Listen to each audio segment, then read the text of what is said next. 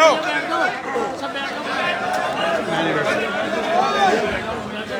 अस्सलाम वालेकुम। बिस्मिल्लाहिर्रहमानिर्रहीम।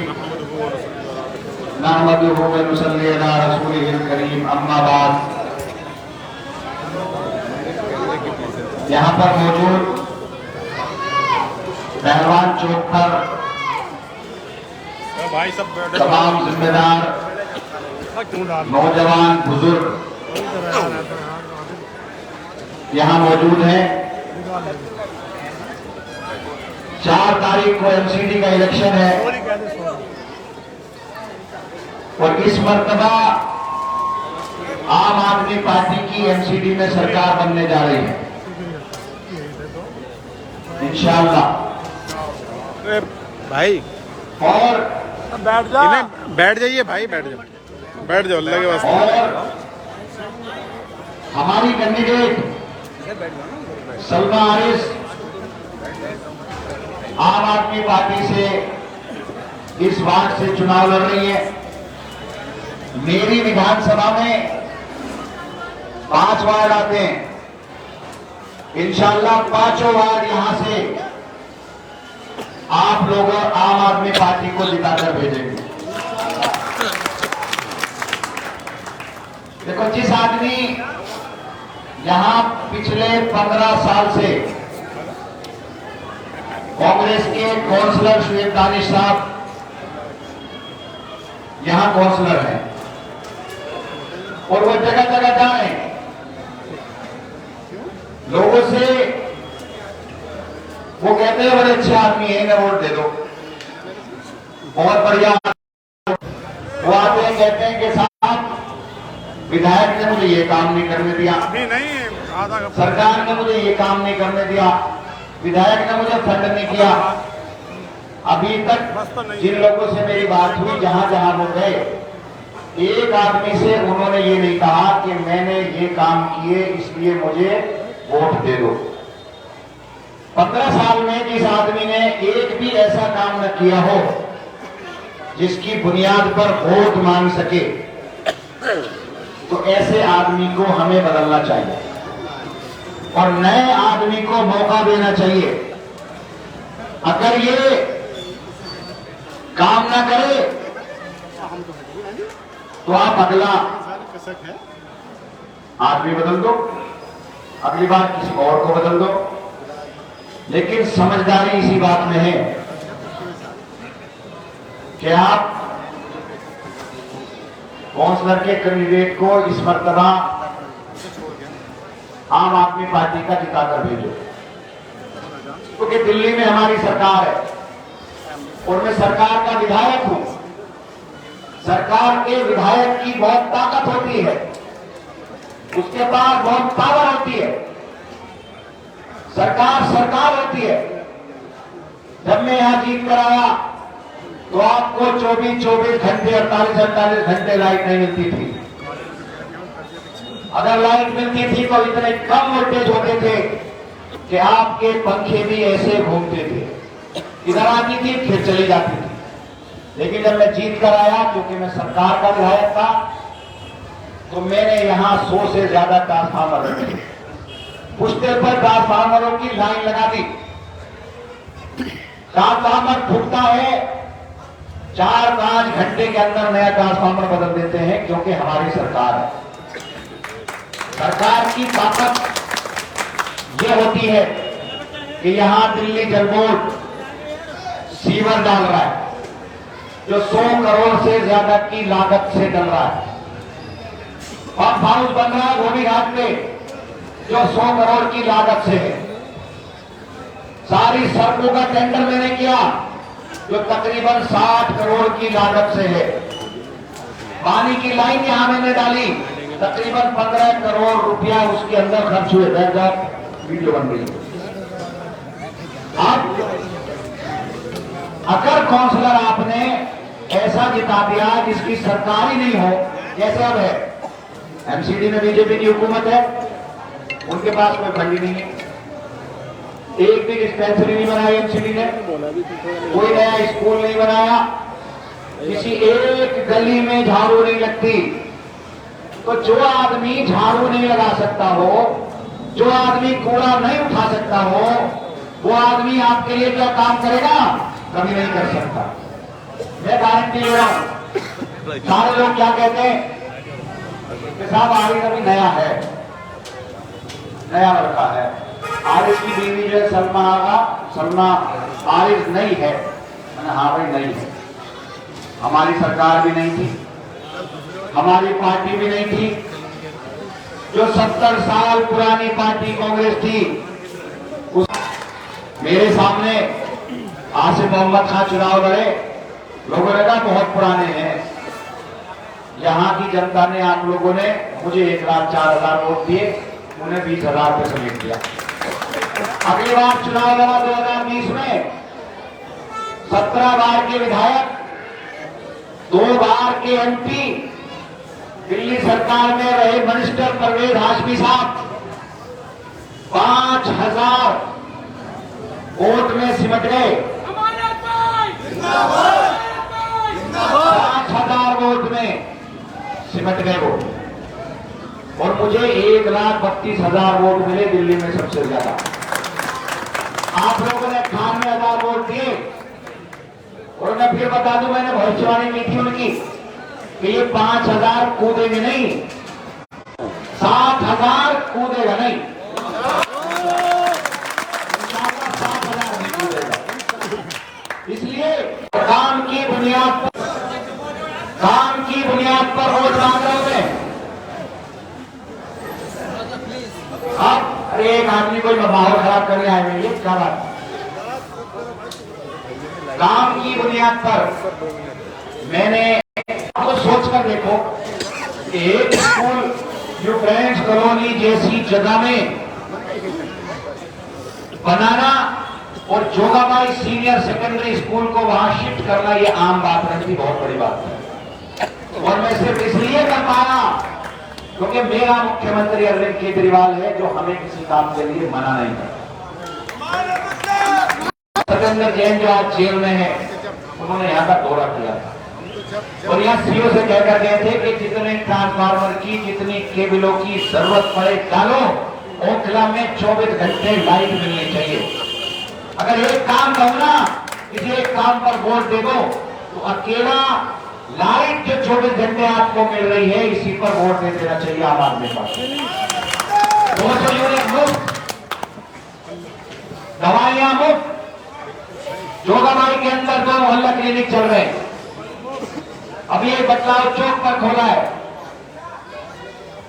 आपको पानी मुफ्त मिल रहा है, पानी की लाइन मैंने डाली है।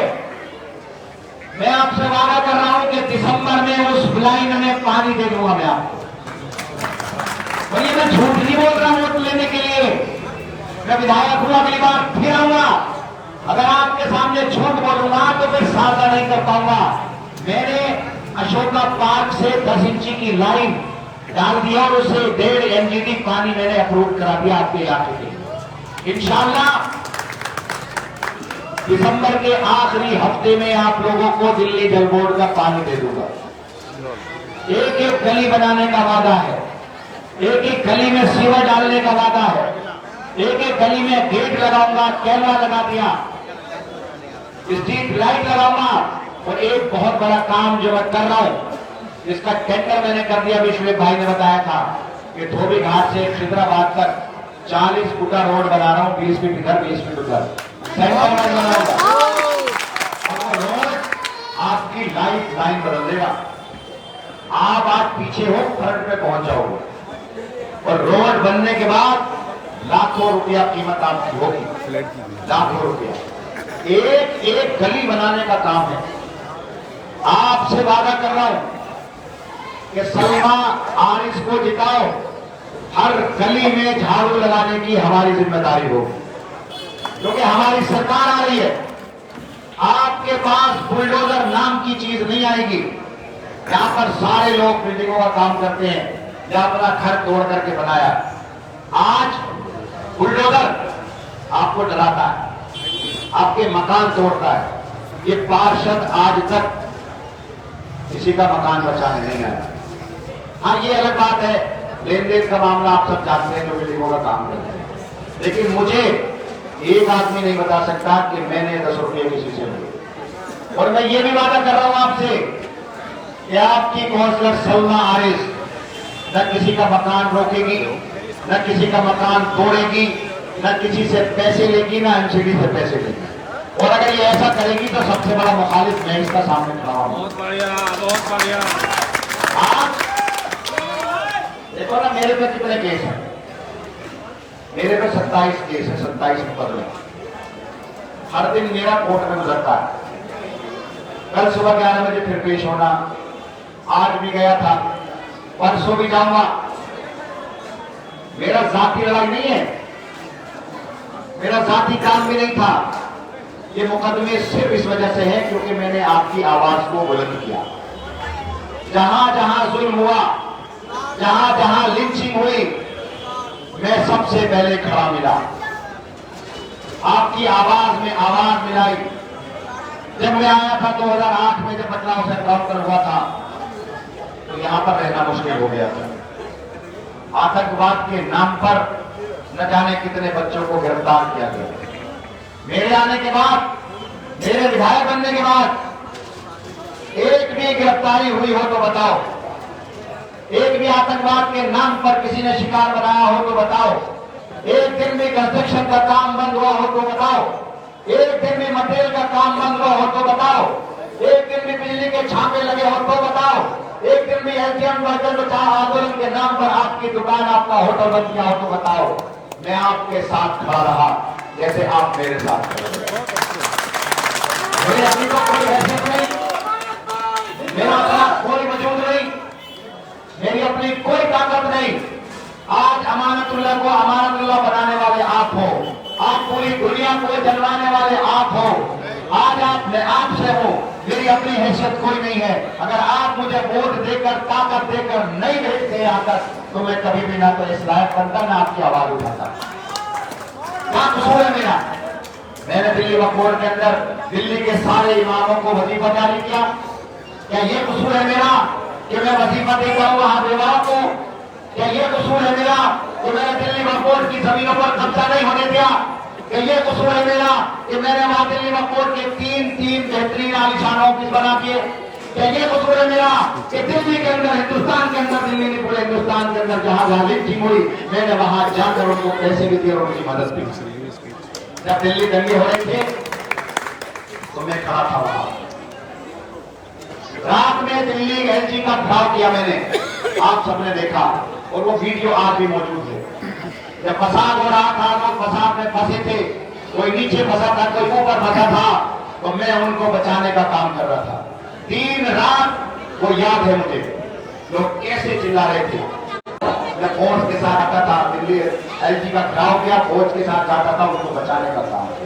और जब 50 लोग गए थे जो घर छोड़ गए थे, मुस्तफाबाद की ईदगाह के अंदर वहां हमने कैंप लगाने का काम। उनको हम उनकी मदद की।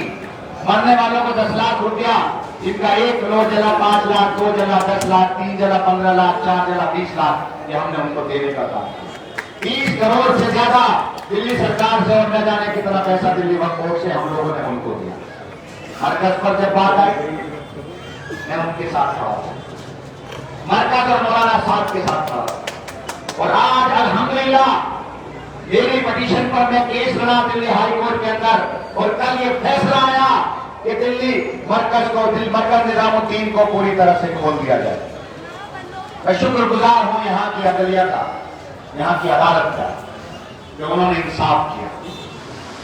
जहां मौलाना साहब को मीडिया चला रहा था कि मौलाना साहब भगोड़े हैं, मौलाना साहब भागे, मरकज जिम्मेदार है, उसी को केंद्र सरकार मुखालफत कर रही थी। और हमने अल्हम्दुलिल्लाह, अल्लाह ने कल हमारी उस पिटीशन पर फैसला दिया।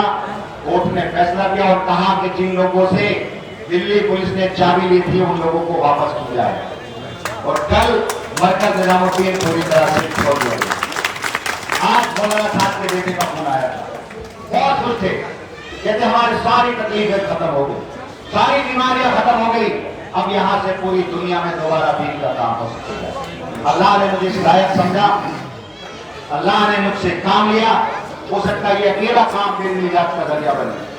बस आप लोगों से मैं कह रहा हूं, और समझदारी से वोट डालने का वक्त है। आप अक्लमंद लोग हैं, समझदार लोग हैं और समझदारी से वोट डालने का वक्त है, क्योंकि आप जानते हैं कि आम आदमी पार्टी का मुकाबला भाजपा से है और आप ये भी जानते हैं कि भाजपा आपकी दुश्मन है। आप ये भी जानते हैं कि भाजपा न चाहती कि आप आपके घर रहे, न ये चाहती कि आप कारोबार करें, न ये चाहती कि आप मकान बनाएं, न ये चाहती कि आप होटल चलाएं। तो आइए, वोट आपके मुस्तकबिल का वोट है। अगर आपके एक वोट की वजह से भाजपा यहाँ पर मुसल्लत हो गई तो आप समझ सकते हैं कि कितना कहर नाज़िल होगा। ओखला की वो 2 बिल्डिंगें याद करो जो 1 महीना पहले तोड़ी गई, किस तरह से तोड़ी गई। मेरी मजबूरी थी, मैं नहीं जा सका, जब ये जेल से आया था और मेरी कैंसिलेशन लगाई थी। ये दानिश साहब तो मौजूद थे, वो क्यों नहीं गए? वो तो एमसीडी के काउंसलर भी थे, वो क्यों नहीं गए? उन पर 27 केस लग गए, उन पर एक भी केस क्यों नहीं लगा? आज तक किसी भी डेमोलिशन को बचाने क्यों नहीं गए? कहीं भी कोई गिरफ्तारी हुई, वो क्यों नहीं पहुंचे? तो क्या आप ऐसे नुमाइंदे को चुनना चाहते हो जो आपके न दुख में, न सुख में, न दर्द में है? बस कुछ लोग हैं उनके दोस्त अहबाब, एक काम आसान का बहुत बढ़िया, कंधे पे हाथ रखना, जेब से बीड़ी निकालना और खुद पीना और पिलाना। इसी पे हम फिदा हो जाते हैं। हमारे घर में झाड़ू लगे या ना लगे, हमारी गली साफ हो या ना साफ हो, हमारी सड़कें साफ हो या ना साफ हो, हमें इससे फर्क नहीं पड़ता। बस बीड़ी पी ली और पिला दी, चाय पी ली और पिला दी। अरे ये तो आम आदमी भी करता है, नेता का काम नहीं है ये। आज अगर मैं आपसे वोट मांग रहा हूँ, काम की बुनियाद पर वोट मांग रहा हूँ। एक भी आदमी ऐसा नहीं होगा ओखला के अंदर कि जिसका खुद का या उसके रिश्तेदार का या उसके रिश्तेदार गांव के किसी आदमी का मैंने इलाज न कराया हो। कल की बात बता रहा हूं मैं, कल रात में जब मैं फारिग हुआ 1 बजे, अपोलो हॉस्पिटल के अंदर एक कैंसर का पेशेंट था सहारनपुर के, उनको एडमिट नहीं कर रहे थे, खून आ रहा था मुंह से, बहुत परेशान थे, वहां इलाज चल रहा था उसका, एडमिट नहीं कर रहे थे, बेड नहीं कर रहे थे। 1 बजे वहां गया, उनको एडमिट करा कराया। फिर कभी इजहार का मेरे पास हो रहा है वकील खान का, एक इजहार है जिनकी बीवी का इंतकाल हो गया, शेर भाई, और उनके पास पैसे नहीं है, होली फैमिली के अंदर इंतकाल हो गया, पैसे कम है। वहां गया, 2,33,000 रुपए का बिल था, 1 लाख रुपए में बिल कराया, 1,33,000 माफ करा दिया। मैं भी सो सकता था, मैं भी ऐश कर सकता था, दूसरे विधायक और मंत्रियों की तरह मैं भी जी सकता था, लेकिन आज मेरा पूरी जिंदगी या तो मुकदमे में गुजरती है, आपके बीच में गुजरती है। और मुझे अफसोस है, हमेशा जुल्म के खिलाफ आवाज उठाई। मैं पुलिस प्रशासन से भी कहना चाहता हूं कि आप हमारे इलाके का माहौल न खराब करो, आप डराने की हमें कोशिश न करो। हम सुकून से अपनी जिंदगी जीना, न डरूंगा, न झुका हूं, न झुकूंगा। जब अभी मैं 10 दिन कस्टडी में था, हर तरह से मुझे डराने की कोशिश, अल्लाह के सामने झुकाता हूं, इसलिए किसी के सामने सब झुकेगा नहीं। सर कलम तो हो सकता है, लेकिन किसी के सामने झुकेगा। इन बातों के सामने आपने एमएलए के इलेक्शन में मुझे विधायक बनाया था, मेरी जुबान पर ये वोट मैं मांग रहा हूं, अरविंद केजरीवाल जी के लिए मांग रहा हूं, अपने लिए मांग रहा हूं, वोट आपसे मांग रहा हूं, तो काम कराने की जिम्मेदारी भी मैं ले रहा हूं, एक एक गली को साफ करने की जिम्मेदारी मैं ले रहा हूं, हर गली में पानी देने की जिम्मेदारी मैं ले रहा हूं। मैं मीटिंग की थी 4 दिन पहले, आके मौजूदा बादशाह क्या कह रहा था, पानी दूंगा। बताओ, एमसीडी का काउंसलर पानी दे देगा, कह रहा दिसंबर में पानी दूंगा। मैं दिल्ली सरकार का काम, मैं विधायक, काम मेरा, भैया तू कैसे दे देगा? साहब सीवर डलवा दूंगा, सड़कें बनवा दूंगा। मैंने कहा पीछे का डेमोलिशन लगा है, वहां टूटने वाला है, कल फोर्स आ रही है, वो कह रहे कि ये मेरा बनाया हुआ नक्शा है, टूटेगा नहीं, टूटेगा, बचेगा नहीं। तो मैंने उनसे कहा कि जब तक अमानतुल्लाह जिंदा है, किसी एक ईंट को अमानतुल्लाह हिलने नहीं देगा, आप दिया जाना। और मैं वादा कर रहा हूं आपसे कि आपको कभी भी कोई जुल्म जब तक मैं जिंदा हूं होने नहीं देगा। शुक्रिया, इन बातों के साथ मैं अपनी बात खत्म करता हूं और आपसे अपील है कि एक एक आदमी को समझाने का काम करो, क्योंकि ये वोट आपके मुस्तकबिल का वोट है। हमारा मुकाबला भाजपा से है, कांग्रेस तो कहीं है ही नहीं। कांग्रेस के बारे में तो ये कहा जाने लगा कुछ दिन बाद कि कांग्रेस थी, जैसे एमएलए के इलेक्शन में, विधानसभा के इलेक्शन में 0 सीट है, इस मरतबा भी उसकी 0 सीट आएगी। तो आपको समझाना है, जितने बड़े माध्यम से जिताकर भेजोगे उतने ही बड़े डेवलपमेंट इंशाअल्लाह दिल्ली सरकार के जरिए आप लोगों को। वैसे तो हम आम आदमी पार्टी के साथ हैं, अरविंद केजरीवाल के साथ है, अमानुल्लाह के साथ है, वैसे तो सलमा आरिफ के साथ है। और मैं अब आप लोगों से ये कहना चाहता हूं, आप ये बताओ कि कितने लोग ऐसे हैं जो अपना आधा घंटा आज हमें देगा? हाथ उठा के बताओ। सारे नहीं, हाथ में उठा रहे सारे। आधा घंटा तो मांग रहा हूं, यहां से बदलाव चौक तक मेरे साथ, आरिफ के साथ, सलमा आरिफ के साथ हो जो तक चलोगे, ये बदलाव साथियों नगर जोगाबाई की जनता आम आदमी पार्टी के साथ है। कितने लोग चलोगे? बदलाव का जैसे मैं वादे पूरे करता हूँ, निभाता हूँ, आपको भी निभाना पड़ेगा। शुक्रिया, इन्हीं बातों के साथ अपनी बात करने कर रहा हूँ और आप लोग सब चले इधर की तरफ बदलाव का प्रस्ताव कर रसूल हिंद करीम अम्माबाद। यहाँ पर मौजूद इस पूरे वार्ड के तमाम जिम्मेदार जो खालिस वोटर नहीं है, बल्कि आप लोगों के सपोर्ट करने से कोई भी पार्षद बन सकता है और ना सपोर्ट करने से कोई भी पार्षद हार सकता है। तो आप इतनी अहम शख्सियत तमाम यहाँ मौजूद हैं। 4 तारीख को इलेक्शन है और आप लोगों ने आम आदमी पार्टी को वोट देने का फैसला किया, उसके लिए मैं और मेरी पूरी पार्टी आपके शुक्रगुजार है। ये प्रोग्राम फराज भाई ने रखा, फराज भाई और उनकी पूरी टीम ने, शाकिर भाई ने, फराज भाई ने, नासिर भाई ने और उनकी पूरी टीम ने, इनाम भाई ने। तो फराज को पहली मर्तबा मैंने नाम तो बहुत सुना था, फराज को पहली मर्तबा मैं जब से जानता हूँ तब ये जो टीटीआई पे एक बिल्डिंग डेमोलेशन हो रही थी, तो ये मेरे घर पे आए थे। तो उन्होंने कहा कि मैं फराज हूँ, वो मेरी बिल्डिंग वहाँ डेमोलेशन हो रही है। तो ये बहुत संजीदा, बहुत मतलब तकलीफ में था उस वक्त, तो मैं भी तकलीफ में था कि मैं उस वक्त ऐसे हालात में था कि मेरी कैंसलेशन बिल इन्होंने लगा रखी थी, तभी जेल से आया था और मैं इस बेचारे की उस बिल्डिंग को, उस मकान को बचा नहीं सका। उसके आज तक मुझे उस बात का एहसास है और अफसोस है। और शायद इसीलिए मैंने इस सीट पर पूरी अपनी ताकत इसलिए लगाई क्योंकि मैं अपने इलाके के लिए, मेरे जाती इख्तलाफ कुछ भी रहे हों, लेकिन इलाके की भलाई के लिए मेरा ज़रूरी था कि यहाँ पर सारे पार्षद आम आदमी पार्टी के जीते। और मैं उन नेताओं में नहीं हूँ, ना मैं ऐसा इंसान हूँ। बहुत सारे नेता यहाँ ऐसे गुजरे और हुए हैं जो अपनी पार्टी के नेताओं को हराने का काम करते हैं। मैं ऐसा नहीं हूँ। मैं अगर साथ हूँ तो साथ हूँ और साथ नहीं हूँ तो मैं साथ नहीं हूँ। खुले ऐलान या तय। सिर्फ इस वजह से कि इलाका एमसीडी में अगर बीजेपी आई तो ना हमारे घर महफूज होंगे, ना हमारे कारोबार महफूज होंगे, ना हमारी बिल्डिंग्स महफूज होंगी, ना हमारे होटल्स, दुकानें महफूज होंगी। सिर्फ इस वजह से आज मेरी तबीयत ख़राब है, उसके बावजूद मैं 8वीं या 9वीं मीटिंग ये कर रहा हूँ। फूड पॉइजनिंग हुआ है मुझे, ये 9वीं मीटिंग में आज कर रहा हूँ सिर्फ इस वजह से कि हमारी दिल्ली में सरकार बन रही है और उसमें अगर हमारे काउंसलर नहीं जीते तो वो जो तरक्याती काम ओखला के अंदर हम करना चाहते हैं वो नहीं होगा।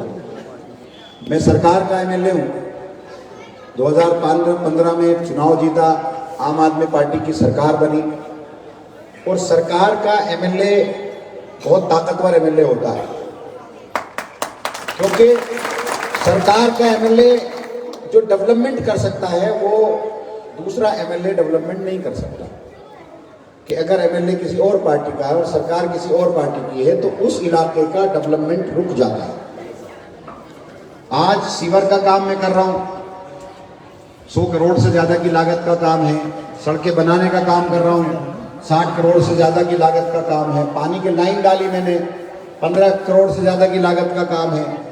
आप अगर ये देखोगे तो एमएलए लेड फंड सिर्फ 4 करोड़ होता है, लेकिन सरकार के पास बेतहाशा पैसा है। और अगर सरकार का एमएलए हूं तो इस हैसियत से सरकार की तमाम स्कीम्स मैं अपने इलाके में ला सकता हूं। जैसे अस्पताल की हमेशा से एक मांग थी कि ओखला में एक सरकारी अस्पताल होना चाहिए, तो सरिता विहार की ब्लॉक के अंदर अल्हम्दुलिल्लाह अस्पताल तैयार हो गया है और वो दिसंबर के आखिरी हफ्ते में वो इंशाल्लाह काम करने लगेगा, शुरू हो गया। मैं सरकार के एमएलए में तो अपोलो में आप सब लोगों के इलाज आज वहाँ होते हैं। हमसे पहले भी एमएलए रहे हैं, मैं किसी पर तनकीद नहीं करना चाहता, लेकिन शायद वो इस तरह काम नहीं कर पाए कि अपोलो में 237 बेड गरीबों के लिए हैं जो कभी उन पर इस्तेमाल नहीं हुआ। लेकिन आज अल्हम्दुलिल्लाह मैं ये कह सकता हूँ कि ओखला का कोई भी आदमी ऐसा नहीं है कि उसका अपना इलाज या उसके किसी रिश्तेदार का इलाज या उसके किसी गांव के या मोहल्ले के किसी आदमी का इलाज अपोलो में हमने फ्री ना कराया, एस्पोर्ट में फ्री ना कराया हो। तो ये तब मुमकिन है। तो मैं आज आपके बीच में हूँ। वाजिद यहाँ से पार्षद का कैंडिडेट है। मैं आपके पास आया हूँ ये कहने के लिए कि भाई आप हमें वोट दो। जिस भरोसे के साथ आपने विधानसभा में हमको चुन करके भेजा था और दिल्ली में आम आदमी पार्टी की सरकार बनी थी और सबसे ज़्यादा वोटों से मैं जीत कर गया था, ऐसे ही आप ये भी रिकॉर्ड बनाओ। और यकीन मैं दिलाता हूँ आपको कि अब से पहले जो भी चीज़ें रही हों, लेकिन एक एक गली आपकी इंशाअल्लाह हर दिन हम साफ करेंगे। दो कूड़े के आपके कूड़ा घर हैं, इन दोनों को या तो कहीं शिफ्ट कर देंगे, नहीं तो ऐसा कर देंगे कि आपको गंदे नजर नहीं आएंगे और दिखेंगे नहीं। तो बराबर का नाला है, 3 कनेक्शन रह गए उसमें, टोटल 22 कनेक्शन थे, 28 कनेक्शन थे, 25 कर दिए हमने, 3 रह गए। वो नाला इलेक्शन से पहले उसके अंदर पानी बहना बंद हो जाएगा, 3 दिन लगेंगे उसमें। उस नाले को कवर करके पूरा जो उस रोड पर नाला है वो हम खत्म कर देंगे। ये वाला नाला भी खत्म हो जाएगा, क्योंकि यहाँ से सरिता विहार के अंदर सीवर का पानी जो है सरिता विहार के अंदर जाना, सीवेज ट्रीटमेंट प्लांट वो है जो अभी नाले वाले रोड पर वो बन रहा है, पूरी मेन लाइन पड़ रही है। इस इलाके को भी पूरा सीवर करके हम लोग वहीं लेकर जाएंगे। तो अभी डेवलपमेंट का काम हम कर रहे हैं। 24 घंटे हमने आप लोगों को लाइट दी। मोहल्ला क्लिनिक्स 2 शाहीन बाग में मोहल्ला क्लिनिक्स हैं, एक डिस्पेंसरी शाहीन बाग में है, और जो भी डेवलपमेंट के काम हैं वो उनको हम पूरा करेंगे। तमाम तकलीफ़ें आई, परेशानियाँ आई, इस मरतबा जो ये छापा इन लोगों ने मुझे अरेस्ट किया था और एसीबी ने मारा था, तो ये लोग बर्बाद करना चाहते थे, पूरी तरह से तबाह करना चाहते थे। AK-47 रखते या पिस्टल्स रखते, कुछ नहीं पता, सिर्फ हथियार की बात करते थे कि तुम पर अवैध हथियार है, तुम पर अवैध हथियार है। मुझे तो मालूम नहीं था कि इन्होंने छापा मारा, लेकिन अल्लाह ने मेरी मदद की और आप लोगों की दुआओं की वजह से मैं बिल्कुल साफ सुथरा वहाँ से निकल कर आया। तकलीफें अभी भी हैं, ACB पीछे पड़ी है, ED पीछे पड़ी है। उनकी यही कोशिश है कि मैं छोड़ दूँ, तो विधायक की छोड़ दूँ, चेयरमैनशिप छोड़ दूँ, और ये इनकी आंख में खटकने लगा हुआ कि दिल्ली वक्फ बोर्ड जिस तरह से मैं चेयरमैन बना, वहाँ पर तमाम आइम्मा को मैंने वजीफ़ा देने का काम किया, मुअज्जिनों को वजीफ़ा देने का काम किया, 3-3 वहाँ पर ऑफिस बना दिए, लोगों की भर्ती की, कोई ज़मीन कब्जा नहीं होने दी। तो एक पूरा नेक्सिस जो था वो मेरे खिलाफ हो गया और ये उनकी आंखों में खटकने लगा। जैसे दिल्ली दंगा था, दिल्ली दंगे में जैसे LG का घिराव किया, वहाँ पर लोगों की मदद की, जो फसाद में लोग फंसे थे उनको निकालने का काम किया। अपने इलाके में जब भी कोई मुसीबत आई मैं खड़ा रहा। मुझसे पहले 2 इनकाउंटर यहाँ हुए। स्पेशल सेल ने बेकसूर मुसलमानों के आतंकवाद के नाम पर न जाने कितनी गिरफ्तारियाँ की। क्राइम ब्रांच घुस जाता था, स्पेशल सेल के लिए घुस जाते थे, NIA घुस जाते थे। तो ये सारी चीज़ें मेरे आने के बाद कहीं ना कहीं रुकी। इस बात की प्रशासन पर ये प्रेशर था कि किसी ना किसी तरह से मुझे जो है फंसाकर या कन्विक्शन करके विधायकी से हटाया जाए। डेली तारीख पर जाता हूं मैं, कोई दिन नहीं बचता। एक दिन में 2-2 दिन 3-3 तारीखें मेरी होती हैं। उसके बावजूद वहाँ रहता हूँ, फिर इलाके में भी मैं पूरा कोशिश कर रहा हूँ। अभी मैं आज भी मेरी डेट थी, वहाँ सुबह जाना, फिर पूरे दिन काम करना। और ये सिर्फ जो भी है, मेरा अपना तो कुछ था नहीं, आप लोगों की वजह से था। मैंने तो आपकी आवाज़ उठाई। अब जैसे बुलडोज़र आया शाहीन बाग में, अब ये शाहीन बाग को तोड़कर ये मैसेज देना चाहते थे पूरी दुनिया में, देखो हमने शाहीन बाग में बुलडोज़र चलाया। वहाँ हम आए, बुलडोज़र रुका, अगले दिन कंचनपुर पहुँच गए।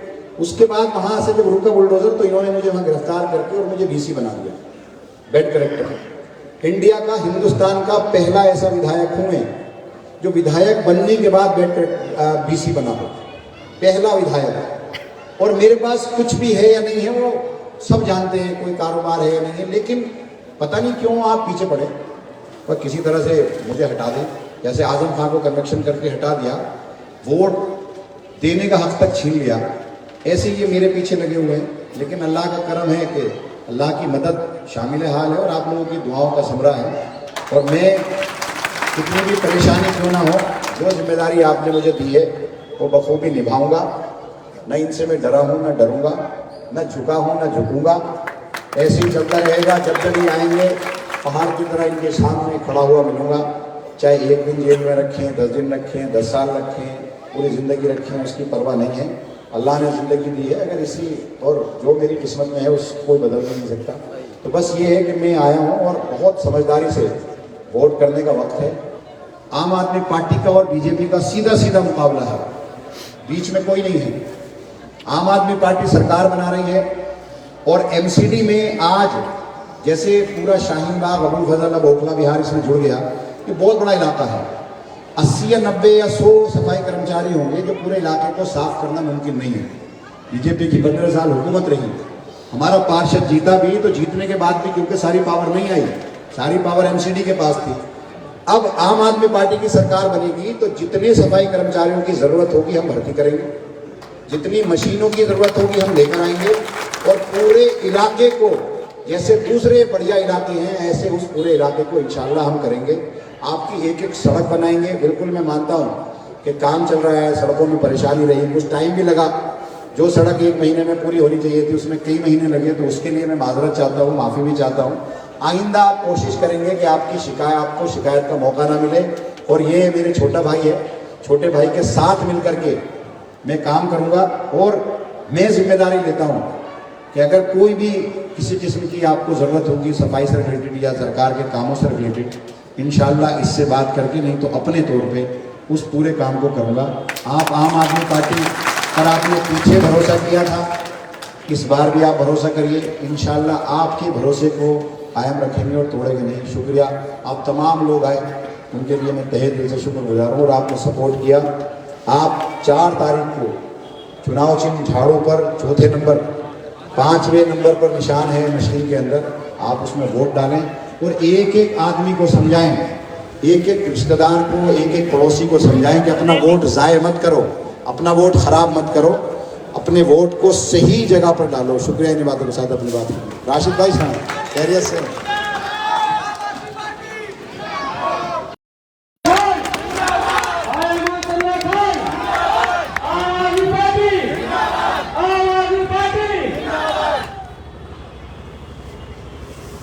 नमस्कार साथियों,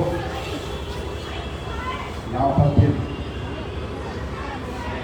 मुस्कान जोड़ी जो हमारी कैंडिडेट है, थाने का इंचार्ज हैं और तमाम यहाँ राजस्थानी कैंप में लोग, एम लोग, जनता ब्लैक, सरिता बिहार के लोग और सरिता बिहार तमाम पॉकेट्स के जिम्मेदार यहाँ मौजूद हैं। दिल्ली में आम आदमी पार्टी की 8 साल से सरकार है और जब मैं सबसे पहले जीत कर आया था तो राजस्थानी कैंप में बहुत सारी दिक्कतें थी, बहुत सारी परेशानियां थी। एक तो सारी सड़कें टूटी हुई थी,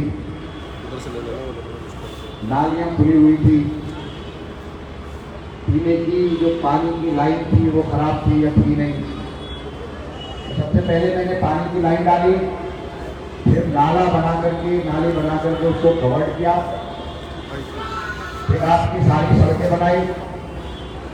एक टॉयलेट हमने बाहर बनाया आपका, एक टॉयलेट अंदर बनाया। शुरू में इसमें पैसे लिखते थे, फिर उसको हमने फ्री किया। उसके बाद आपकी एक डिमांड थी कि मोहल्ला क्लिनिक, तो मोहल्ला क्लिनिक भी मेरे पास कर दिया था, लेकिन वो कुछ दिक्कतें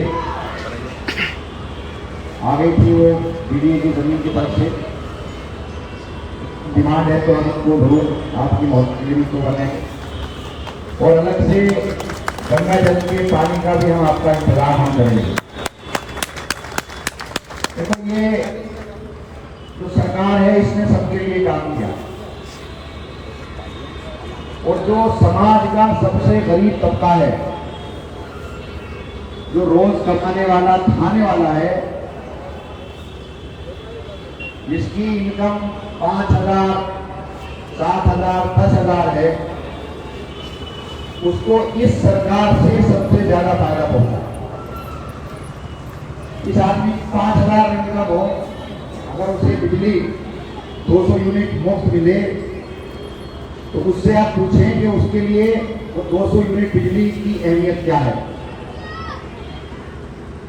दवाइयां अगर डॉक्टर के पास आते हैं तो 100-200 रुपया उसकी फीस है।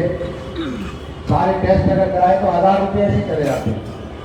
तो 5,000 जो कमाने वाला है, 10,000 कमाने वाला है, तो उससे पूछो कि मोहल्ला क्लिनिक में या दिल्ली के किसी भी सरकारी अस्पताल में इलाज कराने की फायदा कितना है उसको। पानी अगर मुफ्त उसको मिल रहा है तो उसके लिए वो बहुत अहमियत रखता है। और जो लाखों में कमाता है उसके लिए जरूरी नहीं है। लेकिन आप कुछ सोच कर देखो, बहुत सारे मुझसे लोग कहते हैं कि भाई आप जो है हमारे टैक्स का पैसा आम आदमी पार्टी गरीबों में मुफ्त बांट रही है। यही बात है, कभी आपके लोगों ने मुझे कहा, फ्रेंड्स कॉलोनी में भी कहा, वसुंधरा बिहार में भी कहा। तो मैं उन्हें ये समझाता हूँ कि आपको ये कब से गुमान हो गया कि सिर्फ टैक्स आप देते हैं। इस देश का हर एक नागरिक टैक्स देता है। अगर वो माचिस की लिट्टी भी खरीदता है, चीनी भी खरीदता है, दाल भी खरीदता है, पेट्रोल खरीदता है, तो हर गरीब आदमी भी, अमीर आदमी भी सब टैक्स देते हैं। और आप बताओ फिर, मैंने उनसे पूछा कि भाई आपके घर में कौन कौन काम करता है, तो बताने लगे साहब हमारा ड्राइवर भी है। मैंने कहा ड्राइवर की सैलरी कितनी है साहब? 14,000। तो मैंने उसको तो बिजली मुफ्त की अहमियत है या नहीं है? उसके बच्चे तो सरकारी स्कूल में पढ़ते होंगे, वो तो सरकारी दवाई लेके सरकारी अस्पताल में या मोहल्ला क्लिनिक से दवाई लेता होगा। मैंने कहा अगर आपको डायरेक्ट फायदा नहीं होगा तो आपके ड्राइवर को फायदा होगा, आपके काम करने वाले को फायदा होगा। और सरकार की ये जिम्मेदारी है कि जो सबसे गरीब तबका है, जो सबसे कमजोर तबका है, उसको फायदा पहुंचाए। और हिंदुस्तान में, पूरे देश में अकेली इकलौती ऐसी आम आदमी पार्टी की सरकार है जिसने गरीबों के बारे में सबसे आगे चलकर सोचा। ऐसा नहीं है कि हमने अमीरों के लिए काम नहीं किया, हमने अमीरों के लिए भी काम किया। लेकिन आप खुद सोचो कि जिसकी रोजाना की कमाई कम है, अगर हम उसको बिजली मुफ्त दे रहे हैं, पानी मुफ्त दे रहे हैं, इलाज मुफ्त दे रहे हैं, महिलाओं को बसों के अंदर और मेट्रो के अंदर आप सफर मुफ्त दे रहे हैं कि वो वहां किराया नहीं दे रही है, अगर दवाइयां अस्पताल में दवाइयां मुफ्त दे रहे हैं, तो उसको उसकी जरूरत है, वो खुशी खुशी ले रहा है और उसको फायदा भी उसका समझ आ रहा है। लेकिन अमीर आदमी को सड़क की जरूरत है। हमने अच्छी सड़कें दी। जब मैं जीत कर आया था सरिता बिहार में, तो सरिता बिहार में 10-12 पॉइंट थे। मैंने यहाँ की एक एक सड़क बनाई, हर पॉकेट्स के आगे एक बड़ा बोर्ड लगाया, फुटपाथ बनाए, इनके यहाँ पुराने खंभे थे, खंभे चेंज किए। एक बस स्टॉप की प्रॉब्लम थी कि आगे पीछे करना था, हो गया। जसोला से सरिता बिहार के लिए फुटओवर ब्रिज की मांग थी, उनकी फुटओवर ब्रिज बनाया। तो हमने ऐसा किया, हमने सबके लिए काम किया। मैं एमएलए मोड में कहता हूँ कि भाई जितनी प्यार मुझे मुसलमान भाई करते हैं उतने प्यार मुझे हिंदू वोट मुझे हिंदू भाइयों से मिलता है। कितना ही बीजेपी को मिलता है इतना ही मुझे मिलता है और ज्यादा भी मिलता है। और मेरे यहाँ ऑफिस है आप मेरे शाहीन बाग में, हम भेदभाव नहीं करते। वो टीवी में दिखाते हैं अमानतुल्लाह अलग दिखता है, तो मैं उनसे कहता हूँ कि मेरे यहाँ जरूर तुम जाकर पूछो कि अमानतुल्लाह क्या है। अमानतुल्लाह धर्म के नाम पर राजनीति नहीं करता। जो भी जरूरतमंद गरीब आदमी है उसकी मैं मदद करता हूँ। मेरे यहाँ जेजे कॉलोनी है। अब जेजे कॉलोनी में या राजस्थानी कैंप के न जाने कितने महिला, और ये इसी सरकार ने किया, अरविंद केजरीवाल की सरकार ने किया। अरविंद केजरीवाल अलग किस्म के नेता है, तो हर वर्ग के बारे में सोचता है। आप बताओ आपके बारे में किसने सोचा? और ये पार्षद है मनीष की बीवी, उसे तो लोग नहीं जानते, तो मनीष को ही जानते हैं, लेकिन यहाँ मुस्कान को जानेंगे। यहाँ नहीं जानेगा, वहां तो सब मनीष को जानते हैं। अब उसका इतना जुर्म है कि उसके सामने आरडब्ल्यूए के लोग हमसे मीटिंग तक नहीं कर सकते। भाई क्यों नहीं करोगे? क्या मैंने मकान तोड़वा देगा, हमने छज्जा निकाल रखा, छज्जा तोड़वा देगा, हमारा जीना हराम कर देगा। तो आप एक बात बताओ यार, ऐसा आदमी पार्षद होना चाहिए?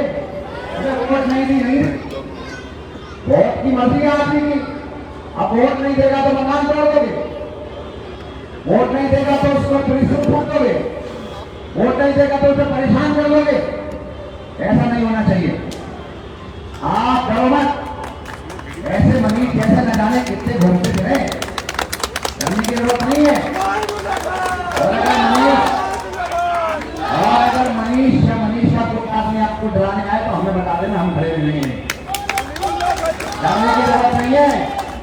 आपका जिसने काम किया, आपको जिसने पानी मुफ्त दिया, आपकी जिसने सड़कें बनाई, आपको जिसने सीवर डाला, और एम ब्लॉक में सीवर की प्रॉब्लम थी हमने डाला, पानी की प्रॉब्लम थी हमने डाला, जहां टैंकर की जरूरत होती है हम देते हैं।